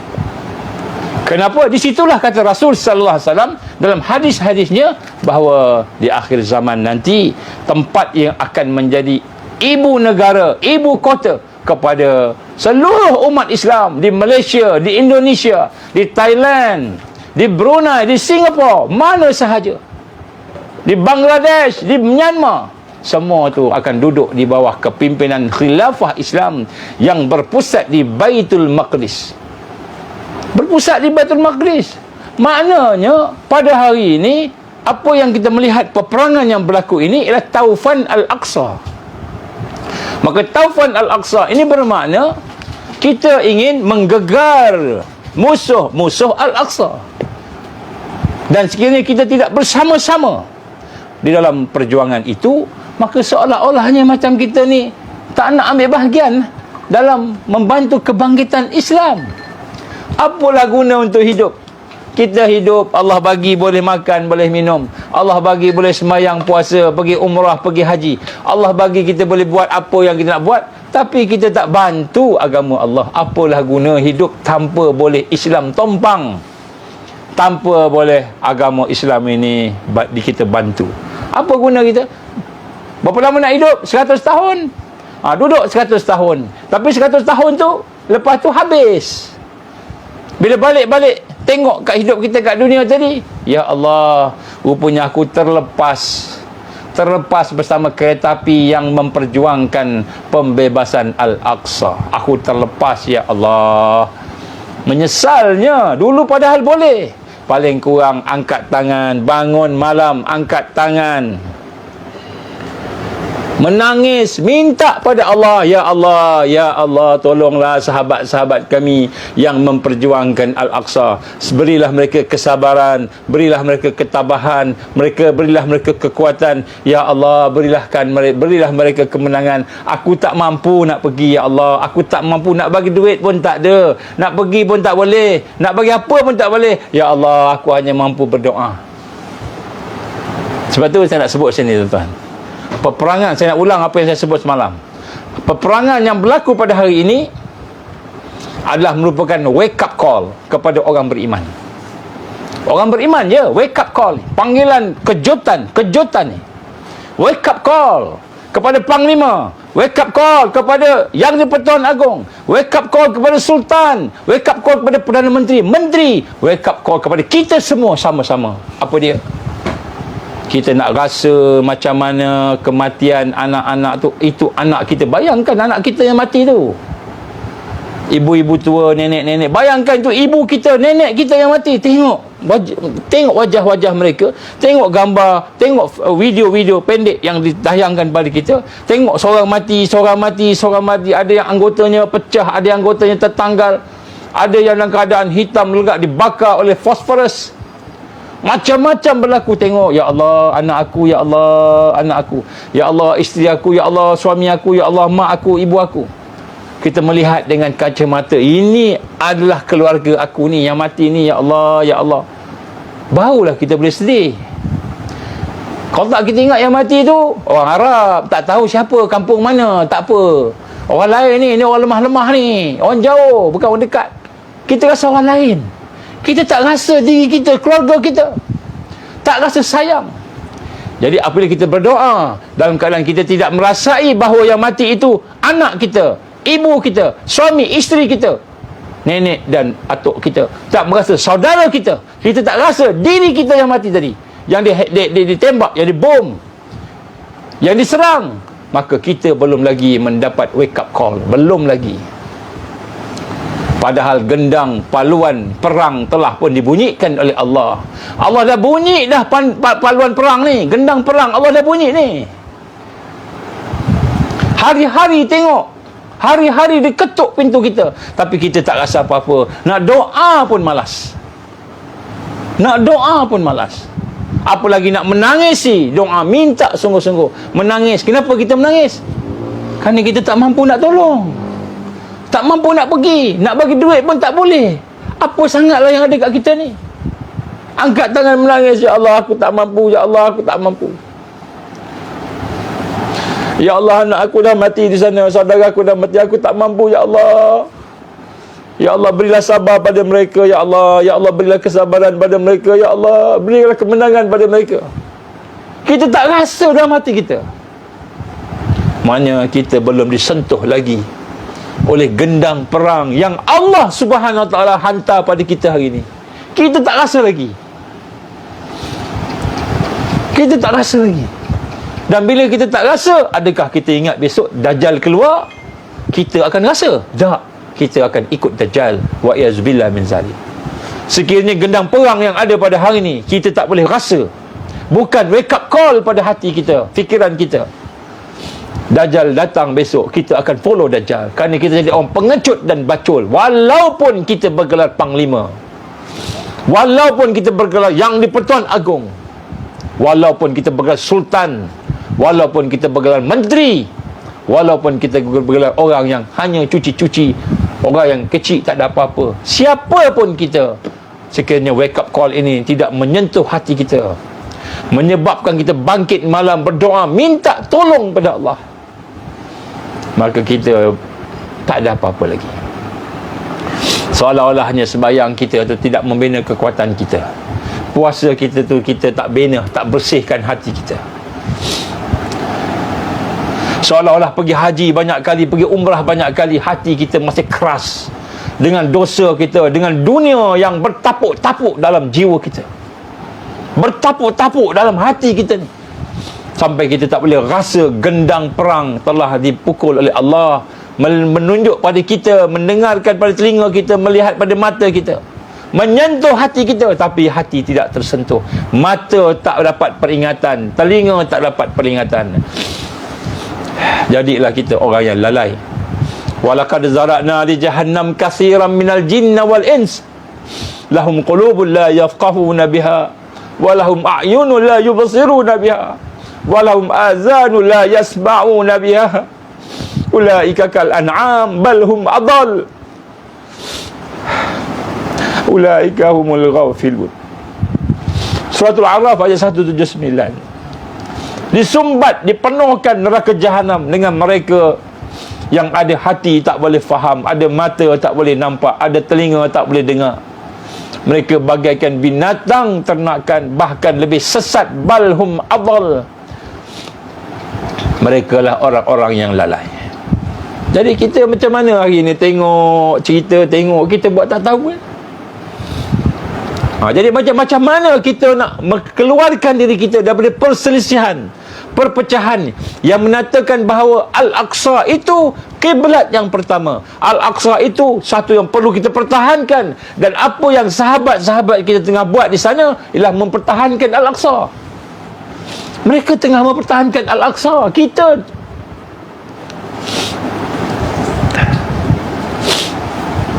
Bismillah.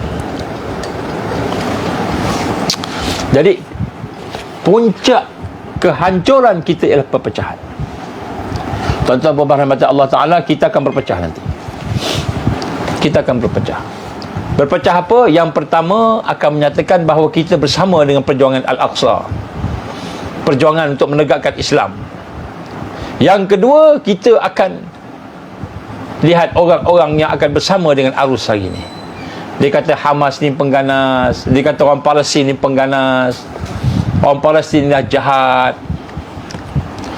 Saya tengok dalam perbincangan Security Council United Nations, saya tengok pagi tadi, saya tengok perbincangan yang telah dibuat beberapa hari yang lepas. Dalam perbincangan itu, cadangan daripada Rusia supaya dihentikan perang, kita bagi bantuan kepada Palestin, bagi bantuan pada Palestin, orang Palestin yang mati banyak ni,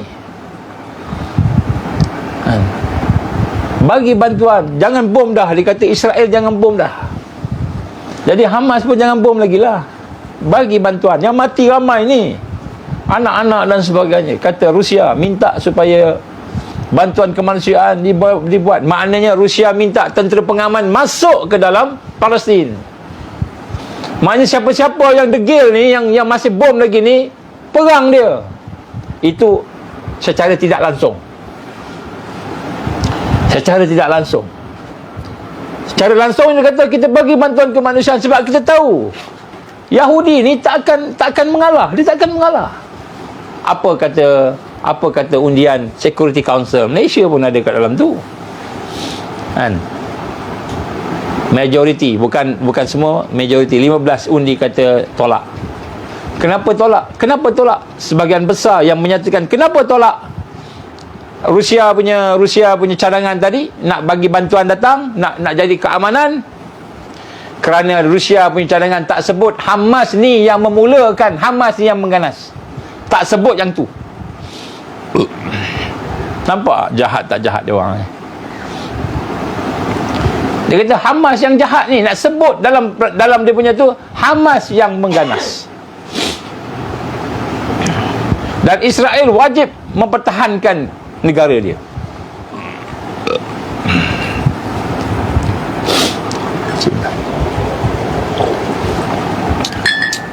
Maka salah seorang daripada mereka yang menyokong Rusia dia kata United Nations gagal dalam menegakkan keadilan, dalam menegakkan keamanan dan kemanusiaan. Salah seorang daripada ni, saya tak dengar habis. Bila dengar macam tu saya dah malas nak dengar dah.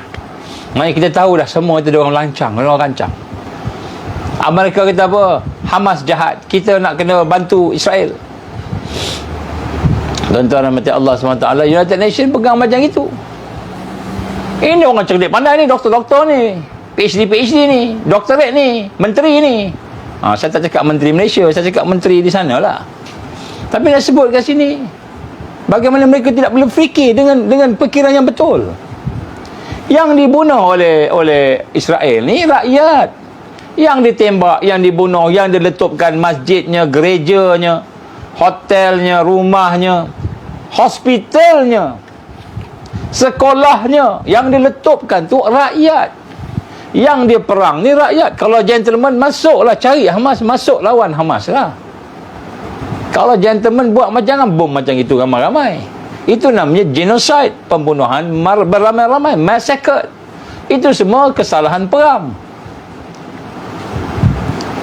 Jadi nak sebut kat sini, United Nations pun tak boleh jawab dengan betul. Jadi sebab itulah tuan-tuan rahmati Allah Subhanahu Wa Taala, kita hari ini masih lagi majoritinya yang bersama-sama dengan arus yang tidak berfikir dengan fikiran yang benar. Sebab tu malam ni saya nak mengajak bahawa antara faktor yang menghancurkan khilafah negara-negara Islam sebelum ini ialah apabila mereka tidak mempunyai perjuangan jihad yang betul, fokus yang betul. Dan pada hari ini kita nak jelaskan, nampak bahawa pembebasan Masjid Al-Aqsa itu adalah merupakan salah satu daripada perkara yang paling penting. Kita kata paling penting lah dari sudut perjuangan tadi. Tak lengkap kalau tanpa ada pembebasan Masjid Al-Aqsa. Sebab tu ulama-ulama menggambarkan sebagai akidah, sebahagian daripada akidah mempertahankan Masjid Al-Aqsa. Maka berselisih ke arah ini adalah merupakan satu yang menghancurkan. Sebab itu tuan-tuan dan puan rahmatullah, sekarang ni baru peringkat media masa aja perselisihan ni. Akan ada nanti perselisihan sampai ke muncak di peringkat bukan sahaja cakap-cakap kata-kata alam maya, virtual life, tetapi akan sampai kepada peringkat praktikal, reality. Akan ada sebahagian daripada orang beriman yang akan bangkit dan akan memuncak perselisihan ini. Maka pada masa itu kita yang boleh berfikir, kita yang ada iman, kita yang ada Islam dan takwa, kita nak ikut siapa? Kita nak ikut United Nations? Kita nak ikut negara-negara besar yang boleh veto apa yang ada pada United Nations, seperti Amerika, seperti Rusia yang boleh veto? Macam mana kata Tun Mahathir, negara-negara yang boleh veto, batalkan segala keputusan yang ada kemanusiaan, keamanan, keselamatan negara, tiba-tiba diveto oleh negara-negara yang ada kuasa tadi. Kita nak ikut veto mereka, kepala mereka yang tak betul tu? Kita nak ikut kepimpinan mereka yang tak betul? Atau kita nak mengikut apa yang Allah SWT sebut dalam Quran, apa yang Nabi sabdakan dalam hadis-hadisnya? Kita nak melihat dengan iman kita, melihat dengan takwa kita, sehingga kita bersama-sama dengan Al-Mahdiyin, mereka yang mendapat hidayah di akhir zaman. Ini perkara yang akan menghancurkan. Kita akan dicabar nanti. Iman kita akan dicabar. Iman kita akan dicabar. Takwa kita akan dicabar pada masa itu. Sekarang ni belum lagi, belum sampai lagi. Jadi tengoklah besok bila sampai waktu Israel dah menyerah kalah, tentera ni dah mati ramai, dia nak masuk Gaza ni, dia mula semalam dia mula hantar dia punya konvoi dia, dia kena dia lari dan sebagainya, bertempur dan sebagainya. Dia akan hantar lagi, ramai mati askar dia, ramai mati askar dia. Besok dah mula fasa tentera-tentera sniper pula keluar. Tentera dia panggil tentera hantu, ghost. Ghost, sniper ghost ni keluar pula, masuk menyelinap, masuk. Dia tanya kena tembak ni, kena tembak. Dah mula tentera, pemimpin tentera semua kena tembak semua. Mereka dah rasa takut, dah rasa tak mampu dah nak berhadapan dengan tu. Maka mereka pun minta bantuan daripada Amerika. Tentera Amerika pula masuk. Bila Amerika masuk, maka masa itu akan ada mujahidin daripada luar masuk sekali. Tentera mujahidin masuk sekali daripada luar, maka kita akan melihat berakhir dengan kemenangan umat. Maka ketika itulah akan ada kemarahan yang besar pada pihak musuh Islam. Dan akhirnya dengan kemarahan itu, bagaimana Nabi kata, keluarnya Dajjal yang pertama ketika dalam keadaan marah. Tapi kita hari ni tengoklah macam mana kita ni, apa yang kita mampu, siapa yang mampu ni. Contohnya kan. Jadi sebab tu tuan-tuan berahmati Allah, ada orang kata kita ni negara kecil. Apa yang kita mampu buat? Kita negara kecil. Bila kita tengok, bila kita bergantung pada negara kecil besar, bila kita bergantung kepada badan hebat tak hebat, senjata banyak senjata sikit, kita bergantung pada teknologi dan sains, bergantung kepada makhluk, maka confirm kita kalah. Walaupun yang sebut itu orang yang hebat, menteri ke, Datuk Seri ke, Tan Sri ke, hebat. Kita ni negara kecil, kita ni negara tak ada apa-apa, kita ni kerdil aja, kena senggung aja dah jatuh apa. Takut pada makhluk lebih daripada takut pada murka Allah. Maka pada masa itu rahmat Allah, barakah Allah tertahan ke atas kita. Kenapa cakap macam itu? Cuba tengoklah peperangan yang dilakukan, yang dibuat sebelum ini orang Islam. Peperangan Rasulullah sallallahu alaihi wasallam, sahabat-sahabat, peperangan tabi'in sebagainya. Berapa banyak kelompok-kelompok, kumpulan-kumpulan yang sedikit boleh mengalahkan kelompok kumpulan yang besar. Biiznillah, dengan izin Allah. Di mana iman kita pada Allah? Jadi bukan sedikit bilangan kita, bukan kecilnya negara kita. Kita ni kerdil aja ni Malaysia dengan Singapura pun kalah. Itu kalau kita bergantung dengan senjata, kalau kita bergantung dengan teknologi, kalau bergantung dengan kekuatan-kekuatan ketenteraan mereka. Tapi kalau kita bergantung dengan Allah Subhanahu wa taala, di situlah iman kita diuji, takwa kita diuji, mengucap asyhadu alla ilaha illallah wa asyhadu anna muhammadar rasulullah, tapi tak yakin pada kuasaan Allah. Memanglah Allah suruh kita mempersiapkan kekuatan, tapi kekuatan yang utama bukan kekuatan fizikal. Walaupun kekuatan fizikal itu penting, tapi bukan yang paling penting. Ini memang tak logik ni. Tak logik. Macam mana nak logik? Kita yakin dengan sains. Saya ada baca satu hadis tadi, saya tak ingat kat mana saya jumpa. Ada satu hadis Rasulullah sallallahu alaihi wasallam. Saya tak ingat kat mana saya jumpa. Nanti saya bagi. Lebih kurang mahfumnya lah. Apa kata Rasul? Yang paling bahaya di kalangan pemikiran dan akidah umat aku ini ialah apabila akidah umat itu berpegang dan bergantung kepada sains. Bukan sains disebut, ya, kepada material, madiyah. Bergantung kepada sains. Allah suruh kita usaha maksima. Allah suruh usaha maksima. Bukan Allah suruh kita adakan senjata yang paling hebat, tentera yang paling ramai, duit yang paling banyak. Bukan. Allah suruh kita usaha maksima. Allah tolong. Saya cerita tuan-tuan puan-puan pengalaman kami atas kapal. Kami flotila Mavi Marmara atas kapal 700 orang lebih kurang, 7 buah kapal, lebih kurang 7 buah kapal, 7 ke 11. Dah lama sangat.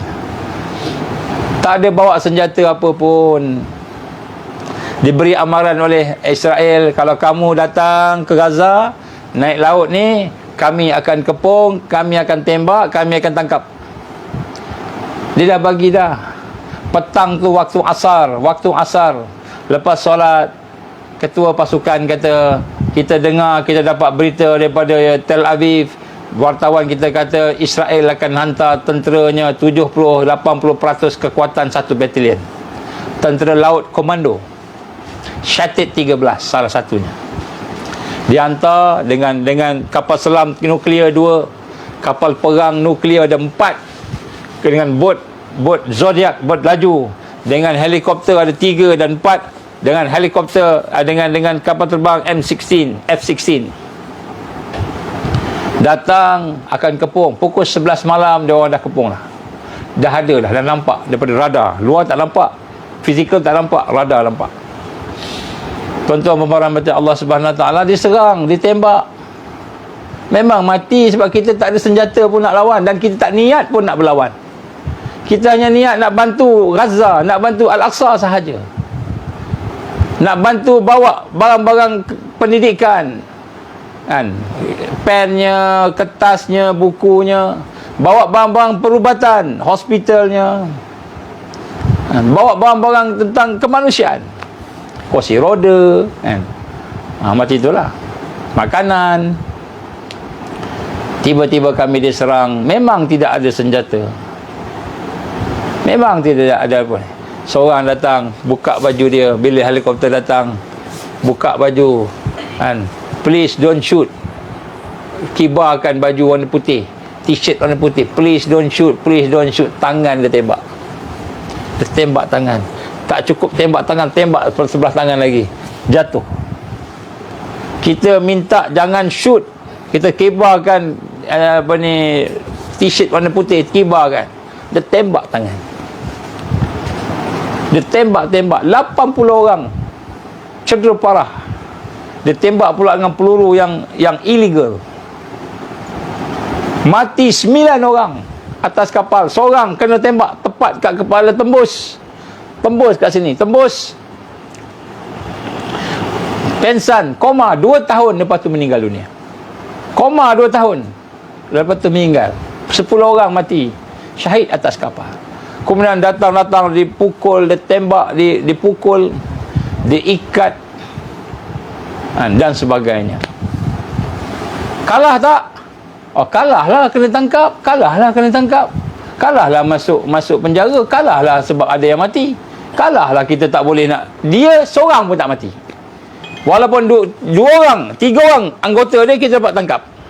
Dia jatuh daripada helikopter, kita pegang, tangkap, bawa bawah, jaga dengan elok, bagi rawatan pada dia. Bukan kita pukul dia, tak. Yang seorang takut sangat, dia tinggalkan semua senjata dia, terjun daripada kapal, terjun bawah. Jadi kan, dia sebut kat sini, kalah tak? Kalah lah. Kita kena penjara, kita kena tangkap, kena pukul, mati, kena rampas barang-barang semua sekali. Kalah lah. Tak kalah. Yang mati syahid, yang hidup mulia. Apa mulianya? Allah bagi. Lepas tu pertama kali Israel kena dakwa, pertama kali Israel bayar 2-3 juta US dollar nak ganti orang yang syahid tu. Pertama kali Israel terpaksa tunduk kepala dia, ikut. Ini baru NGO. Allah dah tunjukkan kemenangan. Adalah peristiwa yang berlaku dalamnya tu. Contohnya macam ada tentera baju putih yang kami tak nampak. Tak payahlah cerita panjang sangat pula nanti. Tapi nak sebut kat sini, Allah bagi menang. Itu NGO yang tak ada senjata, yang tak lawan, tapi Allah bagi menang lah. Lepas tu habis. Satu dunia bangkit. Yang Islam, yang bukan Islam, bangkit pakat-pakat. Apa ni? Orang nak hantar barang kemanusiaan pun kena tembak, kena bunuh. Apa ni macam ini? Rakyat mereka pun marah. Kesan dia besar lepas tu. Yang dah kena tadi, yang syahid, Allah bagi pula. Ada dia punya barakahnya. Adalah cerita-ceritanya. Kalau nak cerita malam ni tak habis satu malam. Panjang. Dia nak sebut sini, itu bila kita berdepan, konfront dengan Israel, dalam keadaan kita tidak melawan, kita bawa benda keamanan, dia tembak, dia pukul, dia tangkap, dia bunuh. Apalagi bila orang Islam berdepan dengan dia dan menyerang. Maka sekiranya yang menyerang itu dengan iman, dengan takwa, menyerang dengan akhlak yang baik, insya-Allah Allah janji menang. Sebab tu kalau kita hari ini masih rasa bahawa tak apalah, ringan-ringan je, tak ada apa, ini semua bukan berhentilah, tak lama lagi, kita buat tak kisah je, rugi kita kerana kita tidak bersama dengan taifah yang akan diberikan kemenangan oleh Allah. Sebab tu tuan-tuan, malam ini saya nak sebut faktor yang menghancurkan sebelum bangkit ialah akan berlaku perpecahan, dan perpecahannya ialah berkenaan dengan Al-Aqsa. Al-Aqsa yang kita nampak sini akan ada yang menyokong bersama, akan ada yang melawan, dan kemungkinan yang melawan tu ramai. Malaysia ni alhamdulillah setakat ni masih ni lagi. Besok bila dia nak minta berdamai je, ramai berpecah. Kita kena bagi damai dengan ni, kita kena bagi ni semua, padahal tuntutan yang diminta oleh orang-orang yang berjuang tak diberi. Contoh apa? Contoh, kena kembalikan semula tanah-tanah yang diambil, yang dirampas secara haram oleh Israel, oleh orang-orang Israel. Kena pulangkan balik rumah-rumah yang telah dirampas. Kena ganti pampasan segala kemusnahan yang telah dibuat. Yang dibom hospital, yang dibom rumah, yang dibom masjid, yang dibom gereja, ganti balik. Boleh? Agak-agaknya Israel boleh bagi tak? InsyaAllah dia tak nak bagi punya, confirm lah. Dan bila dia tidak bagi, maka dia akan lebih buat, dan kita pun lagi buat. Akhirnya Allah izin bersatunya umat mukmin satu dunia, kepung Israel. Akhirnya insya-Allah kemenangan. Maknanya dah dekat ke? Dah dekat lah. Habis apa nak buat? Okey, nombor satu, tuan-tuan rahmat Allah, kita nak rasa bahawa peperangan ini adalah wake up call. Apa wake up callnya? Bukan wake up call kita daripada perang kepada aman kepada perang, bukan.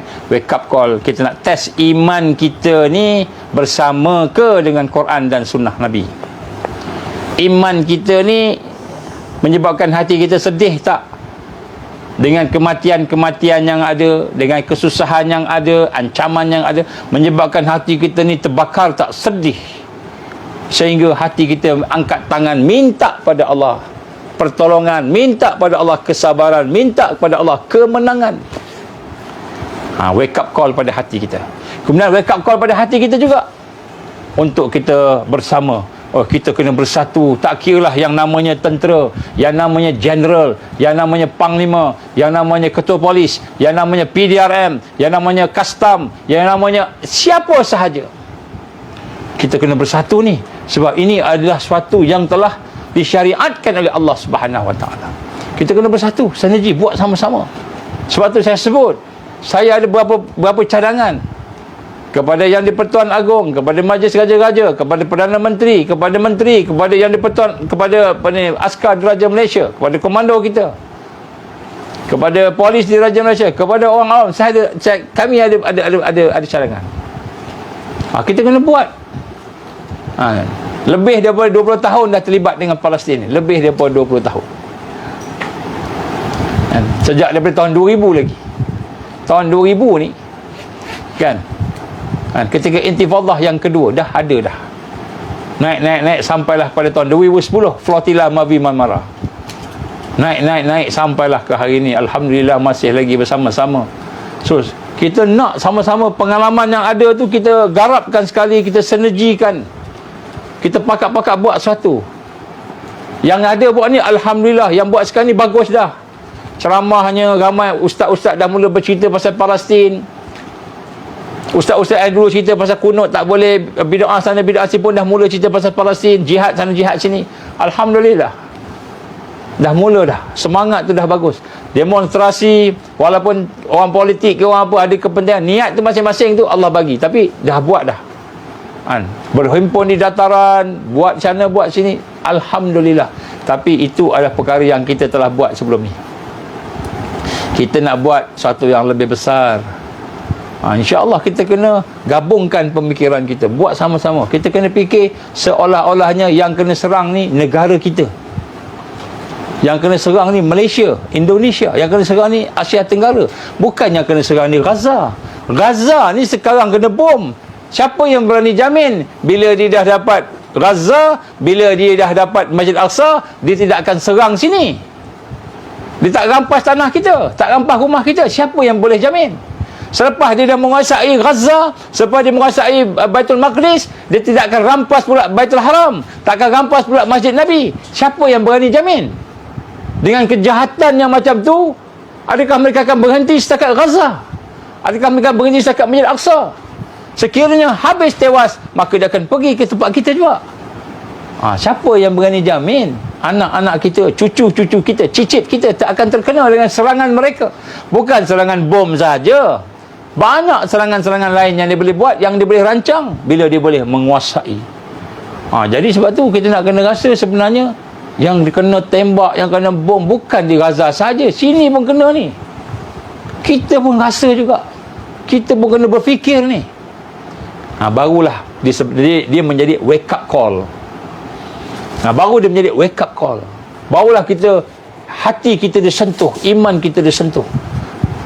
Bila kita boleh rasa ini adalah anak kita yang mati ni, mak kita, ibu kita, ayah kita. Macam mana ni. Kita bayangkan anak kita tu, wajah yang meninggal tu anak kita. Macam mana ni. Jadi kita pun rasa nak kena tolong, nak kena buat sesuatu. Paling kurang doa.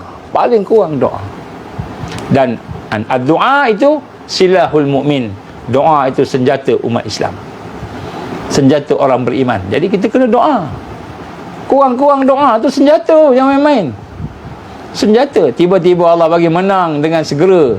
Masjid Aqsa bebas. Kenapa? Doa yang datang daripada Malaysia, Indonesia. Doa yang datang daripada Nusantara. Jadi tiba-tiba Allah bagi pula kebangkitan berlaku. Jadi inilah kita kena buat, insya-Allah. Itulah insya-Allah sikit sebanyak apa yang insya-Allah boleh kita sama-sama fikir-fikirkan untuk malam ini.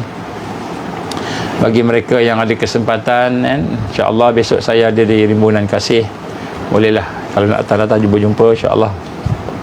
Kami ada buat program Ansar sikit, so siapa yang boleh datanglah insya-Allah. Siapa yang nak berjumpa saya daripada mana-mana, saya dapat tahu ada berapa nak jumpa saya, mungkin insya-Allah lepas Johor ke 2 ke 3 ke ada kelepangan sikit lah, boleh jumpa, boleh bincang-bincang insya-Allah. Saya di Melaka, Aku liquli hadza astaghfirullahalazim li wa lakum. Tuan-tuan berrahmati Allah Taala, kita doalah supaya mudah-mudahan kita bersama-sama dengan perjuangan Islam. Hidup kita Islam hari ini, iman hari ini, takwa hari ini. Apalah guna kita ni ada Islam, ada iman, ada takwa. Apalah guna ada ibadah banyak tapi kita tak boleh bantu perjuangan Islam. Seolah-olahnya macam yang kita buat tu tak ada kekuatan. Maka marilah sama-sama kita menyahut panggilan gendang peperangan yang sedang dipukul, yang sedang didengar oleh kita. Kita dengar, kita tengok. Jadi mudah-mudahan kita ada satu perasaan untuk bersama-sama, dan natijah daripada itu apa? Kita kena bertaubat pada Allah. Kita sedar kita tak kuat, sebab tu kita tak mampu nak bantu, maka kita perbaiki diri kita, baiki iman kita, baiki ilmu kita, tauhid kita, baiki ibadah kita, baiki semua. Kenapa kita tak mampu nak bantu? Sebab kita tak kuat. Kita bertaubat pada Allah, ya Allah aku lemah, ya Allah aku lemah, bantulah aku, minta ke Allah. Jadi mudah-mudahan bila kita minta macam itu, Allah bagi kekuatan. Mudah-mudahan Allah berikan kepada kita kemampuan untuk kita istiqamah, sehinggalah kita berhadapan dengan Allah di yaumul mahsyar, di yaumul hisab, insya-Allah. A'udzubillahi samil alim minasyaitonir rajim. Bismillahirrahmanirrahim. Alhamdulillahirabbil alamin, wassalatu wassalamu ala asyrafil anbiya'i wal mursalin wa ala alihi wa sahbihi ajmain.